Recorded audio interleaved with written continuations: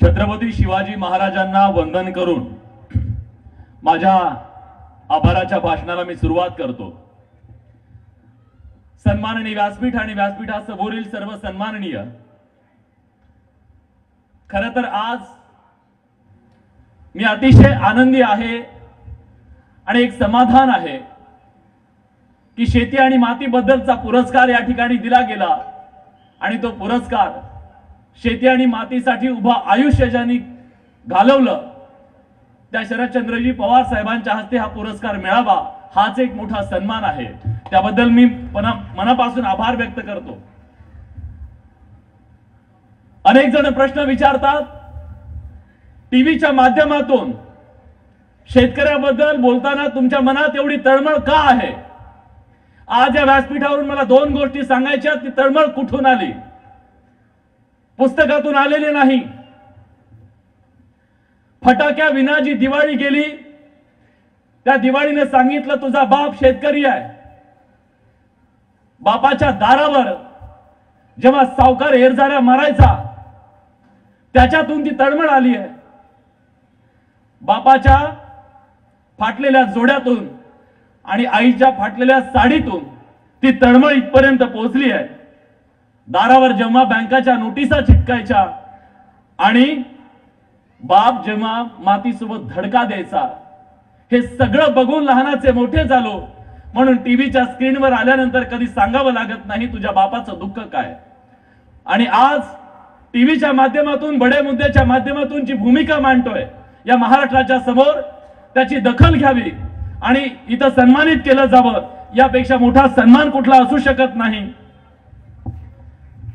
Sir, या महाराष्ट्रामध्ये देशामध्ये एखाद्या अधिकाऱ्याने जर चांगलं काम केलं त्याचं प्रमोशन होत आहे, एखाद्या कर्मचाऱ्याने जर चांगलं काम केलं त्याला पगार वाढ मिळते।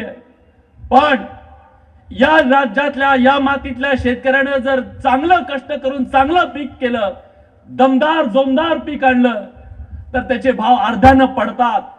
ही अतिशय जुलूमशाही या राज्यामध्ये या देशामध्ये शेतकऱ्यांवर सुरू आहे। मी मराठवाड्यातल्या शेतकऱ्याचा एक मुलगा आहे। आज कापूस उत्पादक शेतकरी असेल, सोयाबीन उत्पादक शेतकरी असेल आणि आज ज्या चाळीतून बडे मुद्दे करून आलो सर, तिथल्या कांदा उत्पादक शेतकऱ्याची अवस्था दयनीय आहे। त्यांच्या डोळ्यात आज पाणी आहे आणि ते पाणी या महाराष्ट्राला अस्वस्थ करत नसेल तर मला वाटतं आपल्या सगळ्यांनी चिंतन करणं गरजेचं आहे। ज्या व्यासपीठावरून आणि शिवनिश्चल सेवाभावी ट्रस्टच्या माध्यमातून हा पुरस्कार दिला, खरं तर अशाच पुरस्कार स्वीकारायला पत्रकाराला सुद्धा अभिमान वाटतो।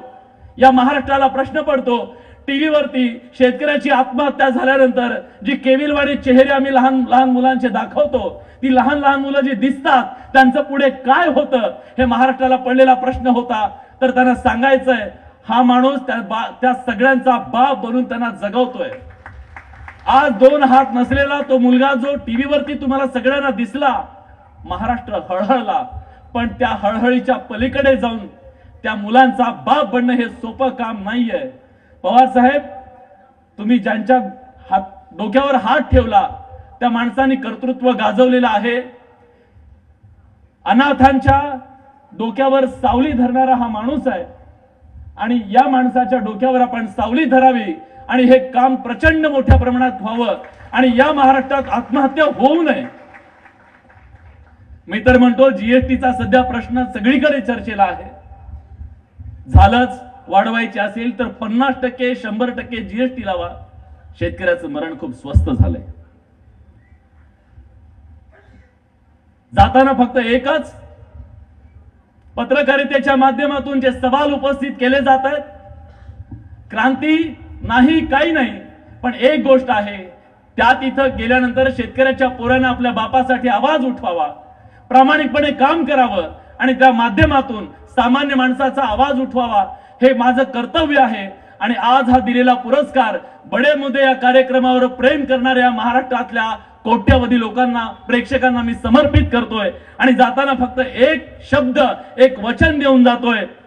शिवमंगल सिंग सुमन यांच्या शब्दामध्ये, क्या हार में क्या जीत में किंचित नहीं भयभीत में, संघर्ष पथ पर जो मिले यह भी सही वह भी सही, वरदान मांगूंगा नहीं, वरदान मांगूंगा नहीं। चाहे हृदय को ताप दो, चाहे मुझे अभिशाप दो, कुछ भी करो कर्तव्य पथ पर, किंतु भागूंगा नहीं। वरदान मांगूंगा नहीं, वरदान मांगूंगा नाही। पुन्हा एकदा सगळ्यांचे मनापासून आभार आणि दिलेल्या शब्दाला जागत पत्रकारितेच्या माध्यमातून तुमच्या विश्वासाला तडा न जाण्याचा शब्द देत मी आपल्या सगळ्यांची रजा घेतो। पुन्हा एकदा या पुरस्कारासाठी मला आपण सन्मानित केलं त्याबद्दल मनापासून आभार व्यक्त करतो। धन्यवाद। जय जवान, जय किसान।